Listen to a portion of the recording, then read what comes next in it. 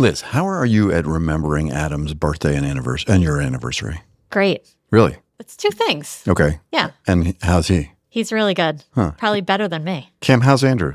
He shows up. Do you remind him? I indicate that, it's coming up and you better do something. Okay.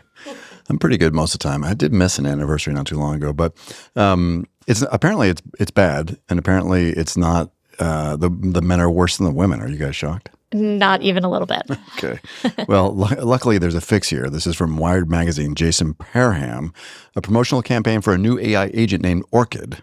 I'm not sure that's the name that I would have used because it's clearly a dude app. Generated heavy backlash. What happened? So the issue is that this ad basically shows the guy totally inattentive, like playing video games, while the wife is like, it's a big day, huh? And the AI then handles all of the anniversary stuff because like basically the wife is reminding the app like, hey, it's our anniversary, like nudge the boy. Then the app is like, even says to him, like, you can't do this all on your own. So like it makes the dinner reservation, it gets her flowers, and so the flowers are at the table for this candlelit dinner. But basically, like, the ad is the woman kind of like prompting the app, Orchid, to like remind the husband. And Well, that's exactly what Cam's doing. Yes. So there have been tons of critiques about this ad. So I watched some interviews with the guy that founded Orchid, and he's like, this is exactly what we wanted. We wanted this to go viral. Like, the app does so much more than that. It really is like a tool to be like your second brain to help you with all the reminders and the things you need. But I mean, there have been critics that are like, these two shouldn't even be together, like break up because the guy is so inattentive. And like, why does the woman think this is a win when she's essentially orchestrated her own anniversary? Like, he didn't actually do anything. It's been a wild story. Well, all right. Well, our PSA directly from Wired is an app will never be able to compensate for a lack of attention or genuine caring, and no amount of feigned attention will convince the nervous system that someone is there for you when they are not. So with that, you are totally attentive, Liz Rade. Cam Audie is totally attentive, Andrew. Question mark, Matt Mervis, question mark. But this is still Chat EDU, the show about leading and learning in the age of AI. Liz. Yes. In today's episode. Yeah. Oh, no, not the storybooks. We'll take a slightly lighter turn for our Beneath the Surface as we look at some downsides of one of our favorite generative AI features. I know. I'm bracing myself. But first, here's the full show rundown. We'll kick off this week with a look at Google's rumored work on interactive app integrations within Gemini Notebook Studio. Then a little previously on Chat EDU as we return a week later to the scene of the XAI nudification crime, literally. From there, we'll have a look at OpenAI's latest push into education with new ChatGPT workflow plugins, and we'll compare them to our EDU plugin predictions 10-ish episodes ago. Then we'll dive into a growing cultural shift in New York City and beyond, where people are intentionally opting out of technology, embracing offline spaces. They call this the summer of Ludd. I love it. All right. Do you Ludd it? Following that, we'll explore how writers are using intentional typos and distinct stylings as a creative badge of honor to prove their work is strictly human-made. Next, we'll discuss Alex Cotran from AI EDU's analysis on the rising societal and institutional backlash against aggressive AI deployment, certainly within schools and outside of schools, and then a couple stories to kind of help us think through that. Then we'll go beneath the surface as we look at two very different takes on those beloved, maybe, AI storybooks. And of course, we'll end with another great Bright Bite. All right, Liz, could a week go by without something new in Gemini Notebook? Of course This is from not. Testing Catalog. So in the studio, there are 9 artifacts, by the way. I had a very amusing back and forth with Google Live, the AI voice, where it kept saying incorrectly what the things were in the studio. It's like, oh, and sometimes I just feel totally baited. And I just sit there arguing like, well, why would you think that that's correct? I've reminded you that that's not correct. I mean, come on, I need to get a life. Anyhow, Liz, Google's developing a new artifact. So this will be the 10th one if it rolls out relatively soon, called apps. This is kind of cool. All right. So yes, this app will allow users to convert uploaded source materials into interactive executable applications based on text prompts. So it's spotted in the studio panel alongside unreleased options like Canvas and Lit Review. And this tool will be able to build outputs like interactive dashboards and study aids and some like lightweight games. And so this feature leverages Google's recent integration of per notebook secure cloud sandboxes. Yeah, it's like a computer for every notebook, which is kind of cool. Yeah, so that'll accompany smaller updates like refined AI notes and watermarking toggles and mid-chat web sourcing and some other pending model upgrades. Yeah, this is cool. It's sort of like the Gemini Canvas stuff. Have you been working with teams on vibe coding in Canvas? I haven't. Oh, really? I'm having such a good time with that, especially during, like, we're coming to the end. I know you're doing one today, but during the summertime, we do a lot of these like leadership retreats. Yeah, and the challenge though is just the data privacy, because once you vibe code up a cool app in Gemini Canvas, so I had like a principal do one, which was a voice note dictation tool for when there was issues on the bus. So he or she is doing bus duty and can just like on their phone go, hey, Johnny did this or that. Another principal build one where it was tracking her phone calls, and she just wanted a website to kind of track and log her calls and then summarize them. So you can do all sorts of cool stuff, and you can publish them out to the web, but you run into this PII issue. Actually, Dave Tanner has sort of solved this with the work he's doing with AppScript, and he is very kindly going to do a session with me this week on AppScript because I want to help administrators and teachers be able to protect data privacy while vibe coding. But it seems like maybe inside Gemini Notebooks, that if you build some kind of app, maybe there'll be a way to publish and share those in a manner where the data is protected. We'll see. That'd be great. Yeah, very cool.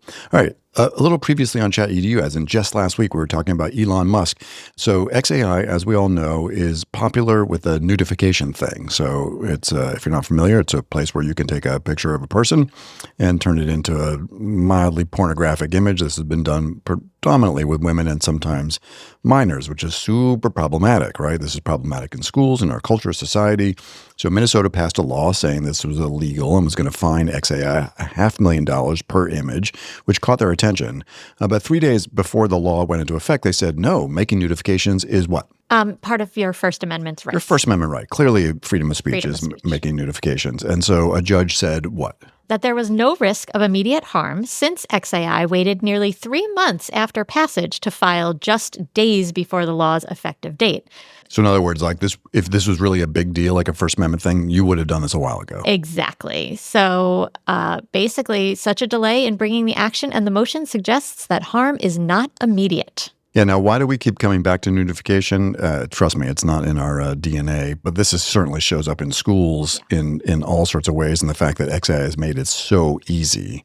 Right. And so we want to keep real attention to this. If you didn't hear last week, pretty good story from Common Sense Media on kind of like conversation starters with kids for parents about deepfake nudes, and certainly the AI Effect card game, which we always talk about and share when we're on the road, is really good resource. All right, Liz, pop quiz. What was the title of episode 114? Go. Prompt no more what Claude plugins signal for AI in education. Come on. You have not memorized that. I could memorize every single title. I know every single title. Yeah, 113. Listen, Matt, do some work on something. All right, yes. I'm sorry. More slowly. What was 114? Prompt no more what Claude plugins signal for AI in education. Okay, now what do you remember about the episode? Well, this was Anthropic, right? Yes, that Claude plugins had just been released, and we actually gave some predictions of what this could look like in education. Yeah, because we're sort of interested in this whole idea. Like you have the first era of AI, generative AI might be chatbots like conversational, but these plugins that do more agentic work like multi-step complex tasks, that gets kind of interesting. So we're like, well, they did it for legal in the case of Anthropic. What would it look like in education? And so we will return to our predictions. But the reason we're talking about this is ChatGPT Work and Codex launched 3 role-specific education plugins. Okay, so they beat Anthropic to the market, so to speak, at least our sector that we cover. So what did they launch? So they deployed ChatGPT EDU and ChatGPT for teachers. And so these plugins package apps, skills, and workflows to help users move beyond just like Q&A into these context-aware agentic task execution models using their own course materials. I actually got to play with this when I was at Bridges. Yeah. And so one of the things I did, because one of the things we hear a lot is for a middle school or high school, they can do their emails home to parents, right? And then the younger kid teachers say, but I want it to look like a newsletter. And I'm like, I can't help you there. Like we can get you the content and you've got to plug it into the newsletter. Right, in a gem or whatever, yeah.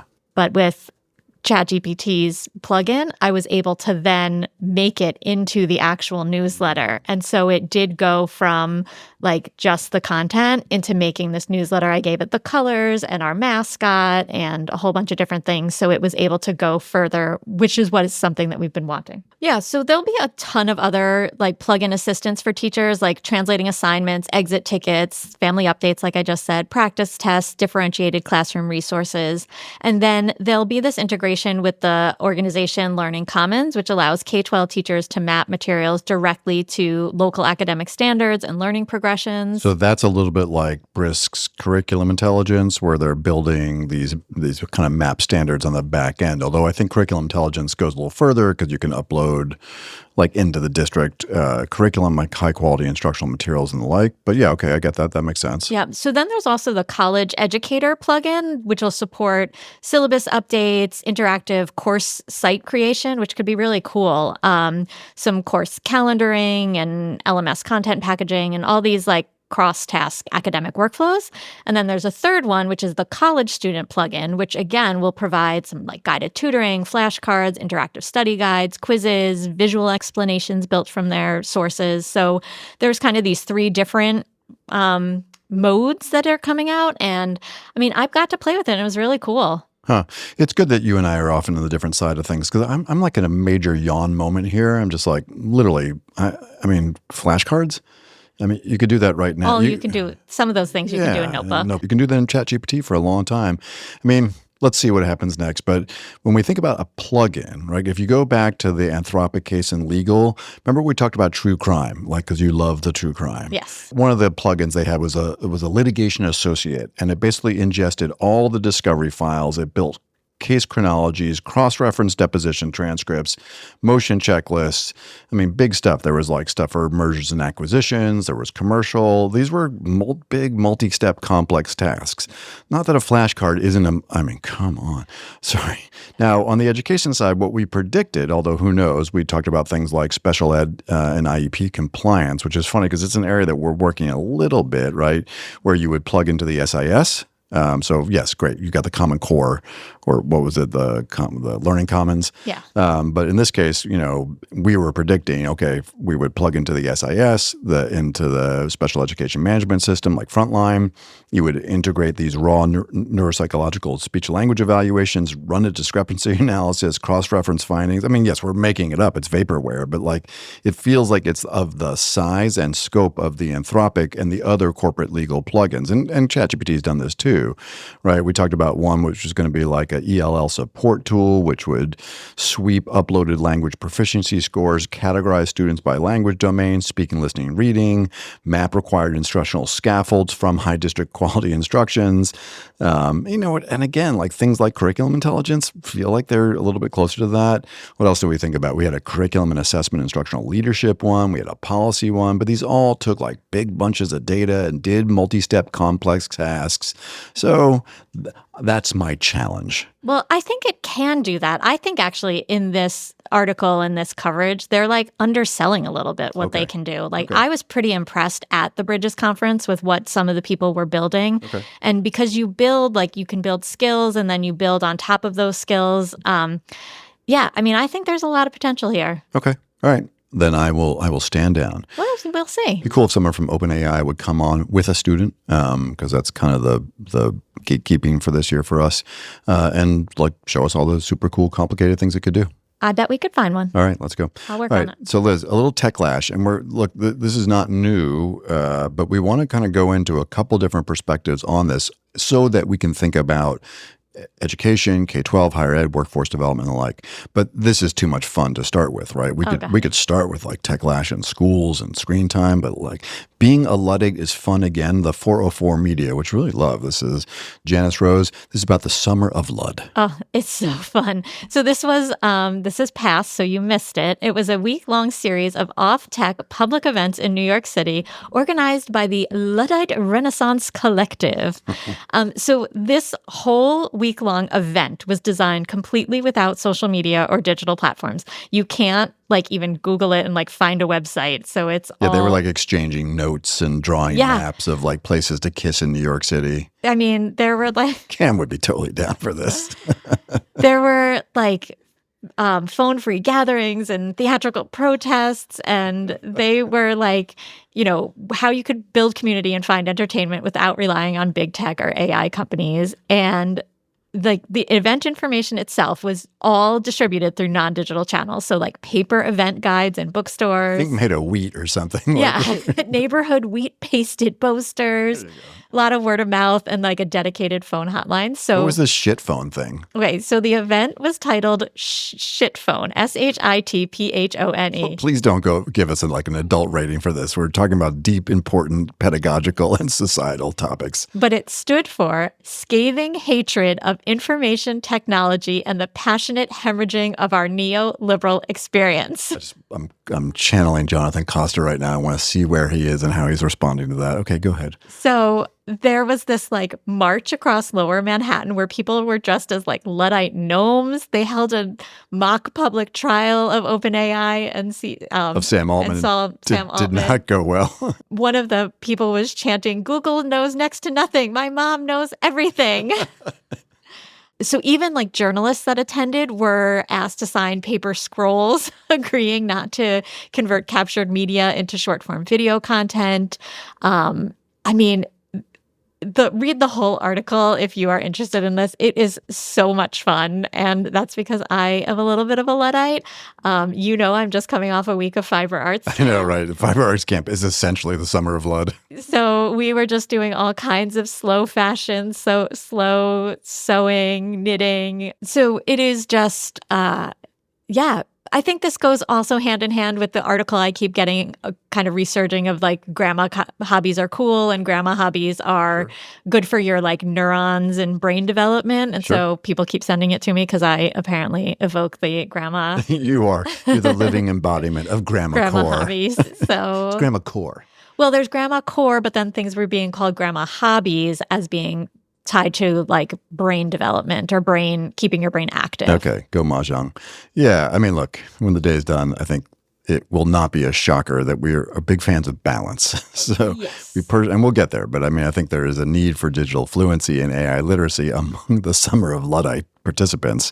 But yes, certainly sympathetic in lots of different ways. Now, for those who are a little bit more AI pilled or just living in society, they have to think a little bit about how do they write and communicate in a world where there is a lot of AI, especially people who do a lot of writing like journalists.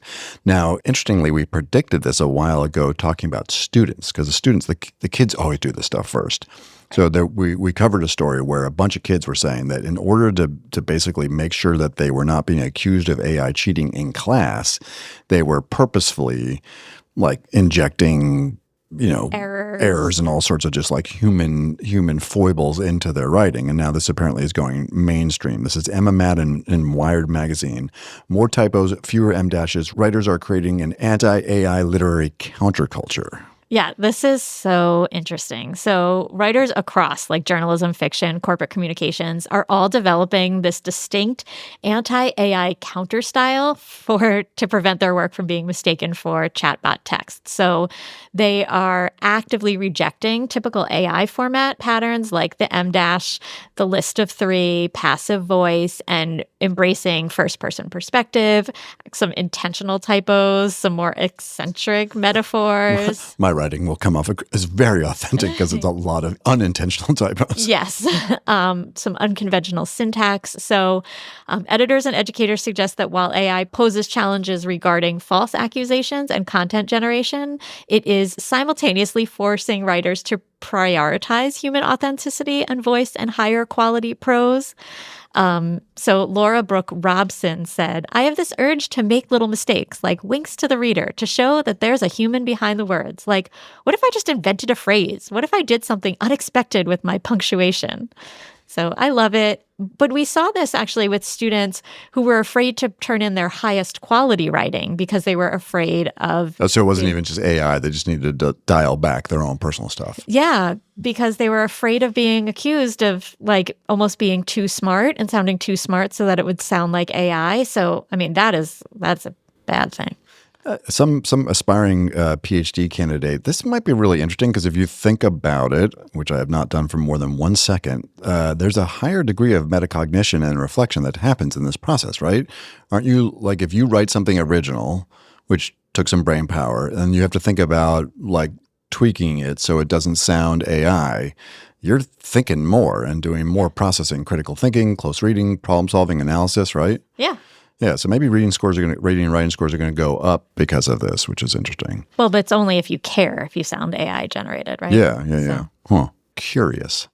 All right, Liz, so let's now come to education. This is Alex Cotran, who is I think he's the founder, or certainly director of AI EDU. Next week, we're going to cover, they have that great like AI trailblazers. They have a few things where they basically incentivize people, give them a stipend, they do some cool work. They're doing this with rural grants. They're doing this with individual teachers, because I think the next cohort is open soon. Oh, maybe now. Is it August 10th? I think it's today, if I remember correctly, which is always a gamble. Although this is the Monday we're recording, this will come out on Friday. Nonetheless, Dr. Rade, do I digress? Always. So, well, it's just good info. So Alex talks about this growing societal backlash against AI. You know, it's certainly all the themes that we just talked about, but he is bringing this into the conversation about K-12 and higher education, but specifically K-12. He says the question is no longer how quickly we can adopt these tools, but whether we should be adopting them at all in any context, right? So students in high school and college are expressing frustration with these mandatory tools. We're certainly hearing that a bunch, sometimes because they're making them think. We'll talk about Kate Afkali in just a second. Certainly the very amusing, but also signaling protest and boos that were happening at Stanford and other graduation ceremonies all over the country. Educational leaders facing this dilemma because they really want to facilitate and cultivate genuine human connection. They also know that 95+% of all jobs require digital fluency and literacy. You know, he really does a nice job spelling out what this means in this moment from the summer of Ludd right on down through all the various screen time debates, what this means for schools. Right.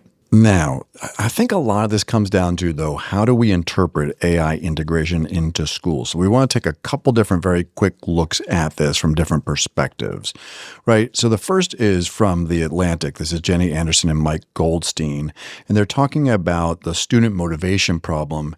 So this is assuming that this like prevailing approach to AI in education is the AI tutor. So we got Kamigo. I don't know what else we got. I mean, Magic School, you can make the tutors. Right. I think probably in the alpha schools, there's probably a lot of the one-on-one tutoring, right? Yeah. All right. So what's the take here from Anderson and Goldstein? I mean, Sal Khan and Sam Altman previously predicted that AI tutors would revolutionize education by delivering these universal, personalized instruction tools. But adoption and student engagement have really stagnated, and a Stanford review found limited academic benefits for AI in K-12 schools because automated systems could not bridge the fundamental motivation gap required for cognitive effort. Right. Kids aren't into it. You have this like 5% phenomena, right? Exactly. So what's that? So that's where only a small minority of already driven students are using the ed tech tools the way they were designed to be used. Right. They know how to ask questions. They know how to engage. They know how to play the game of learning. Right. And they want, whether they're actually motivated to learn the information for personal gain or learn the information for doing well on the test, like they're engaged. And so they want to use it. But, you know, again, like learning is this inherently social enterprise, and human teachers and peer group dynamics are what provide that primary source of motivation and accountability. And so these like one-on-one tutor bots and just sitting a kid in front of a computer, even though they have the most personalized AI tutor, it's not it's not catching on. It's not doing what it was predicted. Lauren Mayer said, an AI app will never be able to compensate for a lack of attention or genuine caring, and no amount of feigned attention will convince the nervous system that someone is there for you when they are not. Yeah. Second thought without premeditation in 10 minutes. It's funny, though. You could understand why they thought it would work because it sounds so human. You can make it feign such. And when it comes to therapy and problem solving, people are all in. They're not like, oh, I don't want a synthetic AI therapist. They're like, talk to me about my problems and tell me how amazing I am, how it's all going to be okay. But when it comes to AI tutoring, it really did not work. And I think there's all sorts of unpack there. Another doctoral dissertation. You get a dissertation. You get a dissertation. Right? So now, Abbas Manji, who we are a huge fan of, this is from the 74, different perspectives on this. So Abbas says, okay, great. Yes, we've got a screen time problem. We know that AI tutors aren't the thing. Abbas is the founder of a really interesting tool called Kidam. And so in the 74, he just wrote this kind of interesting opinion piece. And what's his take? He says, this may sound strange coming from the co-founder of an educational technology company, but I think paper is a powerful technology in a classroom. Research on the science of learning consistently says so. So do the piles of paper that good teaching produces, the piles that bury the teachers who produce them. The real question is whether technology can lift that weight without putting one more kid in front of one more screen. Right. And so Manji goes on to talk about the benefits of memory retention, recognition, reading comprehension. This reminds me a little bit of the conversation with Alexandra Walsh from Amplify with the really cool tool that was really developed by Dan Meyer, right? Which is discussion moments. It's like, actually, that was using more tech because the kids were using tech, but it was really about how the teacher was using the technology, using in this case the AI to help facilitate better learning outcomes. Yeah, I mean, I think it all goes back to, and ultimately what he's saying, like there are a lot of examples where paper and pencil are better than the screen. Like there just are. And we know that writing flashcards, part of the learning of flashcards is the practice of actually writing them. So when you have Notebook LM generate your flashcards, you missed out on a major opportunity to learn by doing that, right? Yeah, people say that about the mind maps too. I hear a lot of educators and leaders go, well, the point of the mind map is like making the map. Right. And I mean, again, Adam teaches 6th grade math. Like he almost never uses a screen because so much of the math has to be done first on paper and pencil. But there is still this opportunity where, so Adam could have his kids do the math on a screen or on paper, but then do a digital exit ticket where they just have to write in, say, the answer. Yeah. And that would facilitate faster insights for him than going through all the pieces of paper. And I think that's kind of what Abbas is saying too, is that you can still combine this paper and pencil curriculum with limited digital check-ins, which allow teachers to collect this real-time data on student understanding without actually increasing a whole lot of screen time. Wait, excuse me. Are you talking about balance and nuance? Well, what do you think this is? We live in a world of binaries where it's either no screens or all screens. Yes. Carrying on. I think we're talking about Liz is moving in the direction, but we have camps here, though, right? So as we'll do a little more balance in a second. But you first have this camp that's like Summer of Ludd. Okay, that's super clear. We're going to process the rest of our lives on wheatgrass paper or some such thing, or we're going to drink it or write on it. I don't know what. Then we've got it's clear that AI tutors are the thing that doesn't work. Okay, so that's a camp. Then we have the AI is for teachers, not students, or a little bit of students, but mostly teachers. And I would include in that, maybe not discussion moments, but certainly EduAid, which is really interesting. We had Thomas Hummel, one of my favorite interviews we've done. Now, he came on and had a different perspective. He's like really interested in helping teachers develop high quality instructional materials with AI and just, make their lives easier and richer and enhance what they're doing. He was concerned that there is a fundamental ethical and moral mistake we're making about student AI. We aren't ready. The kids aren't ready. It's an experiment. Don't experiment on kids. I mean, really, I think he spoke very forcefully to that and in a plain way. But, that's the problem. There are lots of different use cases. This is a big general purpose technology. So let's think about two that are student facing but aren't the AI tutor. So Mike Kent's just put out this really interesting piece. I love this title, by the way. He's calling these things friction bots, right? And this could show up. People have been building friction bots without calling them that. in Magic School, School AI, in Gemini with Gems. These are like custom bots that are designed to engage higher order thinking, not play AI tutor, right? But force kids to think, process, analyze. So what are Mike's friction bots about? And even he, though, qualifies a little bit here. Right. So he has created these AI-powered role-play simulations and conversational friction bots that are designed to challenge users rather than assist them. And so general AI tools remove cognitive effort by providing direct answers. Conversational simulations force learners to think and adapt under pressure. But studies reveal that practicing alone against an AI can inadvertently reinforce some bad habits or extinguish vital human skills if the AI fails to react to some subtle cues. So you've really got to, he says, combine AI simulation practice with actual post-session feedback and debriefing to achieve genuine learning gains and skill transfer. God, Mike sounds like another nuanced radical like you. Like nuanced radical. Yeah, so it is a combo, right? The friction. And let's ground this in what does it really look like. So he says basically create friction in the learning process using AI because it's good at that, and then scaffold lots of human stuff around that. All right, so rewind, 5, 6 episodes, whatever it was, to Kate Afkali. So do you remember she built friction bots without Without calling them that? Yeah, about it was true crime and a lot of the kids did like true crime policy, right? So should influencers be able to do podcast on true crime, right? Yes. Let me remind you of the steps that she did, right? Yeah. So basically the kids like drafted their policy essentially by hand, right? Then they went and did a bunch of research. Could have been ChatGPT, Google, whatever, right? Hopefully if it was the AI overviews in Google, they were accurate and the students weren't at risk. Another story. Then she introduced a friction bot.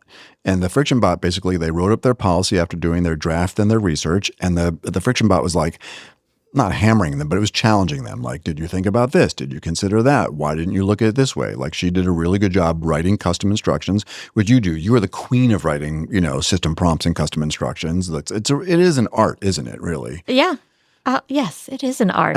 I will take full credit. You're an artiste. All right, so they get this pushback, but then they have to go pitch it. There's a Shark Tank moment. I think she even does like a conversational interview with them after the friction bot beats them up a little bit on their policy. So there's a bunch of human processes that are scaffolded in. Then they do a Shark Tank presentation. And what did she say, Dr. Rade, about these presentations? Better than anything she's ever had before. Yeah, and she said they weren't perfect. Like, kids who blew it off. But it wasn't because they were AI cheating. It's because they were, not doing the work. Right. All right. So I think that would be like a Keynesian. I always love saying Keynesian. I think that would be a Keynesian example of a friction bot, but as he says, that has lots of human engagement in it. In fact, I think Mike and Kate have connected a little bit. They are definitely soulmates of the AI and education space. Yeah, I love that. Creating these friction bots does something important, which is helps build resilience. Because initially, when I watched some 7th graders do a similar thing where they had to argue about the giver if uniformity in society is a good thing or a bad thing, and then the teacher had created a bot to kind of push them on it, and many of the kids just rolled over when the bot was like, but what about this side, right? And the intent of the bot was for the kids to argue back and like strengthen their argument and become more impassioned. But we watched many kids, Gary and I were in this classroom, we watched many kids go, oh, you're right, your argument's better than mine, and change their initial thesis, right? And that's really important to understand that, you have to be able to articulate and argue your point against the bot because the bot is just showing you the other side. And sometimes, and this is a life skill and a work skill, like you have to be ready to defend yourself. And if you do roll over that quickly, like maybe you were actually convinced to change your mind, but maybe you just aren't like ready to fight and ready to really be passionate about it. And that's why you characterize it as resilience for sure. And that's what Kate said. I remember really clearly, I've been like slicing up a little bit of her interview to use in some back to school keynotes. But I was like, what do the kids say? And she's like, they hate it, right? Because it is forcing them to think. So here you go, right? We have backlash, no screen time. Oh, AI tutoring is a failed model. Okay, fine. There's all sorts of other stuff going on. And friction bots is an example. If you want to hear that whole interview with Kate, by the way, this is called Keeping Student Thinking Visible, Why AI is Making Classroom harder in a good way. This is episode 117. Casey Cuny, though, told also this like amazing story at the end of his interview, which was about a kid who just had a learning difference, right? He was an auditory learner. He was basically not doing well in school throughout. It caused conflict in his life with his parents. He was introduced to Notebook LM, and I'm not saying it was like a magic moment, but the kid really did well because all of a sudden he could process his econ class, his history class, his math class using the podcast feature in Notebook LM, and he wound up getting on honor roll. Right. So it's not like we just tend to really love siloing these arguments and saying screen time's bad, AI tutors is bad. Well, AI in education is multifaceted. And hello, how about the kid last week, Avier Ratti, Amazing. right? I mean, yes, he's a unique kid, and we're going to hear from lots of unique students and young adults throughout this academic year as we kind of roll through the year and do these interviews. But there's another example of using AI in a very different way. So I think, we have to see this stuff as a continuum. It is not a single solution. Go Summer of Ludd. Like, it's super entertaining. But when it comes to banning AI and, what did the Schools Beyond Screens folks call for a full AI ban across schools? Well, do they really want to ban the experience that Casey identified or that Kate identified or that Avier saw in his classroom? So I think we need to widen the lens here a little bit. Shall we descend down from our very high soapbox? Not yet, because the other thing... because... Well, you can get off map, but I'm not. Yeah. Well, the other thing to keep into consideration is that you need the same skill when AI is wrong. Yeah. So you need that same kind of confidence to fight back when AI gives you something that you're like, I don't know if that's right. Remember, we had the example of kids learning chemistry wrong because Notebook or a Gem or something steered them. It was Notebook because the input in Notebook was wrong. Right. So then one kid found this, like what he thought was a shortcut, an easier method to solve something in chemistry. It spread like wildfire through the class. Then everybody in the class got it wrong because no one was confident enough to say that Notebook was wrong, right? So there's so many different ways this is important around being able to articulate what you know and what you think and, fight back. Yeah. Like it. Fight back. Now we'll step down from the soapbox. Now I'm done. It's not really a soapbox. I mean, I think this is a pretty accurate read on what's going on across the field, both the limitations and the opportunities. All right. Well, we're going to take a quick break and then come back to talking about AI being wrong in one of the most personal and impactful ways in our lives. But if you're enjoying Chat EDU and not currently follow, please follow. Hey, and if you're not following on YouTube, I mean, the YouTube numbers are kind of not great, even though the Spotify and Apple numbers are really good. So if you want to see in video, in full color. In fact, today I am wearing a blue shirt. Do you know why, Liz? Because we're in a new studio and the walls are not blue. Yeah, I always got in trouble because I would wear blue and purple against blue walls. So you can tell here, I think this is like Scotch tape. You can tell we were in day one of the new studio, but we just moved our offices, and Cam and Gary are brilliant things are coming. So if you do watch on YouTube, you'll see that. Listen, and if you are currently following, please give a review, write something on Apple about us. I think the last thing that was written on Apple was a little while ago. So let's freshen that up. Yeah. School districts across the country and the globe are working to balance growing community concerns about digital wellness with the very real need to build AI literacy and digital fluency.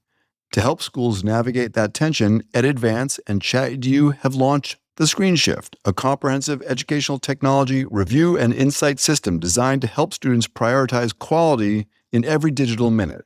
Through surveys, classroom walkthroughs, infrastructure analysis, curriculum review, and focus groups, The Screen Shift gives districts the inputs and strategic recommendations they need to drive more intentional and impactful uses of technology. To learn more, shoot us an email at chatedu@edadvance.org or visit skills21.org/AI/screenshift. All right, Liz, now it's time to go beneath the surface. If you're not viewing, Liz is just leaned back in her chair and has had an inaudible sigh because she is feeling sad. Liz, why are you feeling sad? We're going to start, by the way, with the article called Boomers Can't Stop Gifting Their Grandkids AI-Generated Slop Books. This is from Wired Magazine, Miles Klee. Maybe we'll start with a little dramatic reading here. All right, I guess. Every parent of young children has a book they're sick of reading aloud, whether it's The Rainbow Fish or Goodnight Moon. What was the funny version of Goodnight Moon? Go the F to sleep. Who did the audio? Samuel L. Jackson. Oh my God, so good. So you said every parent has a book they're sick of reading aloud. Yes. In recent years, however, moms and dads are facing a fresh misery when it comes to bedtime stories, AI-generated slop in which their own kids are the unwitting stars. 3 months ago, on an anti-artificial intelligence subreddit, one user vented a now standard complaint. Against their wishes, their mother was attempting to create an AI children's book about her granddaughter to gift the little girl on her birthday. I have reiterated countless times that I do not support AI-generated art and drew a hard line that she is absolutely not to feed any of our photos into AI or use our identifying information in any way, the Redditor wrote. However, she is creating these storylines based on experiences with my kid and modeling her characters to have similar attributes as my kid and using our family's first names so that they represent us and my kid will, quote, see her family reflected. Oh, come on. Support grandma's AI literacy efforts here. I know. I mean, so there's all these parents that are frustrated over AI-generated personalized children's books that are being gifted by these relatives, especially grandparents. So the books are utilizing these software platforms that put in children's names and likenesses and family details into stories. Parents and literacy experts report that these books feature wordy, incoherent, and boring narratives that fail to hold children's interest compared to traditional human-authored literature. Furthermore, the trend raises serious privacy concerns regarding how children's photos are stored, used, or fed into AI models, while contributing to a flooded market of low-quality children's content. Yeah, Wired says the children do not love a storybook simply because their name or image appears in the story. They love the book because the story itself is interesting, which I think we can get behind. Yeah, I mean, this is definitely, I share that storybook gem all the time, and the number of teachers that are grandparents that are immediately are like, this will be great for my grandkid, and they start writing the stories. I was just at Madamic, the Fiverr Arts Camp, and several women told me they had made stories for their grandkids based on different things happening. I mean, I personally do like the stories, and I think they are kind of fun. Oh, Liz is hanging on, but I know the plot's going to thicken here in just a second. If it's not grandparents putting in pictures, I mean, sometimes I see parents putting their kids, but more often grandparents uploading their grandkids. That's because we say to them, it's FERPA compliant. It's Gemini. You can put anything in there you want. A lot of dogs, too. I see a lot of dog storybooks being created. Yeah. So dogs in bikinis, all sorts of stuff. Okay. Unfortunately, it's not just the data privacy and the AI art slop and maybe apparently the lack of high-quality storyline and narrative here. We have a bias problem as well. This is GeekWire. Kurt Schlosser, he, it, but rarely she. When AI models write kid stories about animals, female characters vanish. Yeah, this isn't great. So basically, there was a University of Washington study that analyzed nearly 24,000 story completions across 6 leading AI models that found that safety guardrails intended to reduce gender bias accidentally erased female characters. Accidentally. In AI-generated kids' animal stories. Oops. So across the AI responses, 57% of generated characters were assigned ungendered or neutral pronouns like it, and then 41% were male, which left female characters dropping to just 2%. Researchers emphasize that in the effort to use gender neutrality to avoid bias, the AI alignment guardrails effectively erased feminine and non-masculine characters. So the Bechdel test is what people would use to determine if they were going to watch a movie, but women were using to determine if they would watch a movie, because there were 3 characteristics that a movie had to have to pass this test. Huh. It had to have at least 2 women in it. The 2 women had to talk to each other, and the conversation must be about something other than a man. And the number... I feel like Netflix should have like a Bechdel rating. Yeah. But there's like all of these really like famous movies that don't pass this test, including like Star Wars. Yeah. Princess Leia doesn't talk to any other women. And if she does, it's probably not about, it's only probably about like... Star Wars is dead to me now. It should be. But this came from the 80s and from Alison Bechdel, who also wrote Fun Home. People were using the same kind of like Bechdel test for the books. Like, was there a female character? Did it talk to another female character? Was it talking about something other than like, you know, the hot goat on the farm? Sometimes people send us a text message after the episode airs, and they'll say specifically, here's what I did not have in my bingo card for this episode was hot dude goat on the farm. Yeah. Yeah, I wish I could rename the episode right now. All right. Yeah, interesting for sure. I mean, we bring this up certainly because, as Liz said, this is a pretty popular gem. It's also just, we've worked with a lot of special ed folks that have used this and leaders and educators that have used this for social stories. Mm-hmm. Like this can be one of the more impactful. And the truth is you could write a prompt saying, follow the Bechdel test and make a social story about X, Y, or Z, and it will comply. But yeah, it's an important asset. It sort of feels like a sort of fluffy, ephemeral asset, but in reality, this is a pretty interesting illustration of generative AI's abilities. There are also errors. I use a slide all the time of an educator who made an image of like the kids, little kindergarten kids in class with a ladybug.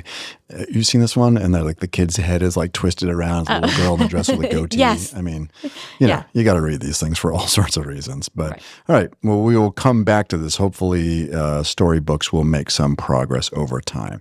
Liz, I think we need to end on an upbeat note. And this is really interesting because this story is this is a bright bite. This is a case where AI is being used for good in all sorts of purposeful ways. I'm making a video right now that has like a compilation of all the, well, Cam honestly is making the video, but of all the bright bites, not all of them, but like a bunch of them of late. And just you go back and look at these things. They are so compelling of how effective AI is being.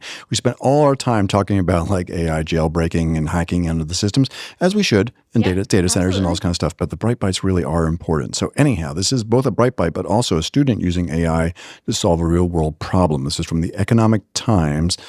Tell us about this one, Liz. Yeah. So the title is Meet 14-Year-Old San Diego Student. What's with the 14-year-olds? I know, they're amazing. So 14-year-old San Diego student Sharvi Mahajan, whose AI system can detect driver fatigue before accidents happen, and who is now competing for $25,000 science prize. So Sharvi Mahajan is an 8th grade student from San Diego and has been named one of the 10 finalists in the 2026 3M Young Scientist Challenge. And she created NeuroDrive Alert, which is an artificial intelligence and electroencephalogram-based machine system that monitors electrical brain activity to detect early signs of fatigue and microsleep in drivers before accidents occur. So she is now competing for that $25,000 prize. And this is really cool. Those 10 finalists are all working with 3M mentors to refine their innovation before the national finals in Minnesota. So she said, I entered the challenge to learn new skills and be exposed to innovative ideas that could significantly refine the real-world impact my project has. So this is a great invention, detecting driver fatigue. And then there's all kinds of different ways, like once you are fatigued, like should you pull over? Are there things that can wake you up? Things like that. I won't talk about. I drive tired a lot, and it is definitely a problem for me. So yeah, well, Sharvi's not happy with you, but trying to develop a solution for that. I do the same. Yeah, it'd be so interesting to like have the founder of the Summer of Ludd read this article and say, okay, I mean, I don't know how you look at this and say this is a bad thing. And the same would be true of the folks who are trying to ban all screens in schools, right? So, all right, Liz, good stuff. It's nice to be in the new office with you, with Cam. We will, again, subscribe to the YouTube or watch on Spotify. Someday watch on Apple, maybe. Yeah.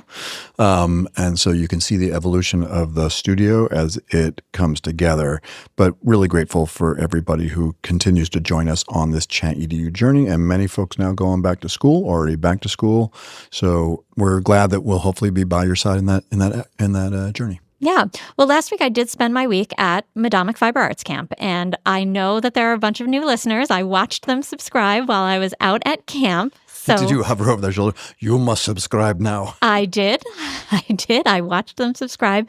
But we did a really fun trivia night last week, and one of the categories was AI or real. So it was all kinds of different knitted things, and people did pretty well. But I have to say, like, most of the people that I was with were retired women. And so it's a different age of people that we're normally not with. And I have to say the number one thing people were asking me about is the environment. So this environment story has really taken the headlines. And when we think about, like, someone was sitting there and they were like, do you use superwash wool, which is wool that won't shrink when you wash it? And the way that superwash wool is made is with a whole bunch of chemicals and is just as bad for the environment, if not worse, right? So, like, we were talking about the environment in context of AI, but like also that we're doing other things that are bad for the environment, even in our fiber arts, right? Yeah. So like that was a big conversation. And just like AI came up more this summer than any other topic when we were sitting on the porch knitting. So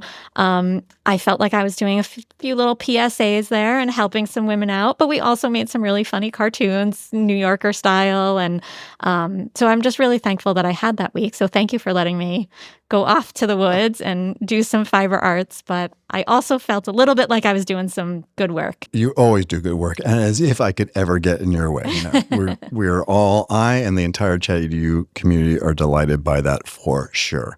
So next week we have a really cool interview with Charlie Hughes. She's come back to the microphone for the third time, although this time really to talk very specifically about a project and some work that she's doing, right? Because this whole year we're going to really focus on student projects and using AI to solve real world problems. And she's taking a big swing to solve a big one. Yeah. So we'll look forward to that. Liz and I will do a quick check-in from remote. I can't remember. I think I'm in Laramie, Wyoming. So maybe we'll remote it from Laramie and then talk to Charlie, and we'll just keep on rolling on. And speaking of rolling on, it is time to roll the credits. As always, we'd love to hear what you think. So please let us know at chatedu@edadvance.org. That's EDADVANCE.org. And also rate, review, and subscribe to the podcast on whatever platform you are using. Chat EDU is brought to you by EdAdvance, the nonprofit regional education service center in Litchfield, Connecticut. This episode of Chat EDU is sponsored by the National Center for Next Generation Manufacturing. Chat EDU is recorded, edited, and produced by Andre Angelo and Justin Pasco, whose dedication and expertise bring our discussions to life. Chat EDU's executive producer is the multi-talented rock star Cameron Audia. Additionally, we are grateful for the support of our colleague Gary Robinson, and we appreciate his time and talents. And of course, a big Chat EDU shout out to our fearless leader and executive director, Jonathan Costa, for inspiring the pod. And finally, a heartfelt thank you to our listeners for joining us on this journey exploring the thoughtful and innovative integration of AI in education. Hello, everyone. My name is Jonathan Costa, and I am the executive director at EdAdvance, and I want you to know how much we appreciate our listeners. If you enjoy the podcast, feel free to explore EdAdvance's other AI services, which include customized professional learning of all kinds, conferences, our new middle and high school student AI literacy course, and our educator and leader micro-credential, co-sponsored by the Southern Connecticut State University Office of Workforce and Lifelong Learning. Just visit skills21.org/AI to learn more. That's all for now, and thank you for listening to Chat EDU.